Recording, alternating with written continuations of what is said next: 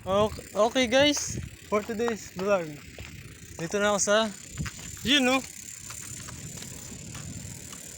welcome to Bangi Windmill Farms. Hey, yay. Yo, yun ang laki. Parang Pililya Windmill Park lang. Pero mas maganda dito kasi nasa dagat. Ayun. Uy, sarap ng dagat. Ayun. Diba? Kinakita ano. Ayun, windmill oh. Hindi nagana isa eh. Bakit kaya? Pwede pala bumaba dyan oh. Ayun, pwede lumapit.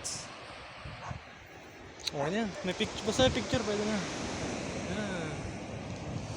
Ay, doon sa kabila na yun. Ang daming windmill dito.